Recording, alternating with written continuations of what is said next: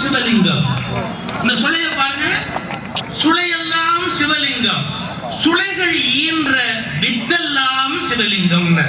சுளைய உரிச்சு பாத்தீங்கன்னா அந்த விதை எப்படி இருக்குது? அப்ப எப்படி அனுபவித்திருக்கிறார்கள் நம்முடைய பெரியவங்க? மலையெல்லாம் சிவலிங்கம், மலைகள் ஈன்ற மரமெல்லாம் சிவலிங்கம், மரங்கள் ஈன்ற கனியெல்லாம் சிவலிங்கம், கனிகள் ஈன்ற சுளையெல்லாம் சிவலிங்கம், சுளைகள் ஈன்ற வித்தெல்லாம் சிவலிங்கம்.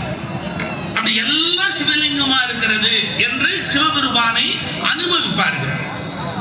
அதனால நம்ம இன்னைக்கு கோயிலுக்குள்ள போக முடியல, சாமி கும்பிட முடியலன்னா சில பேர் போக முடியும், சில பேர் முடியாது. பெரும் கூட்டம் வந்தா எல்லாரும் எப்படி உள்ள விட முடியும்? ஒவ்வொரு கால பூஜைக்கும் வருத்தமே படாதீங்க.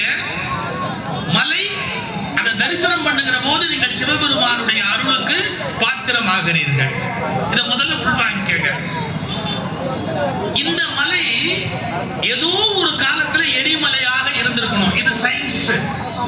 நான் என்னுடைய பேச்சுல விஞ்ஞானமும் மெய்ஞானமும் கலந்துதான் பேசுவேன். ஏதோ ஒரு 5000 10,000 ஆண்டுகளுக்கு முன்பு நிச்சயமா இது ஒரு எரிமலையாக இருந்திருக்கணும் அந்த மலை. ஏன்னு கேட்டா இதை சுத்தி இருக்கிற செஞ்சி வரைக்கும் போய் பாருங்க.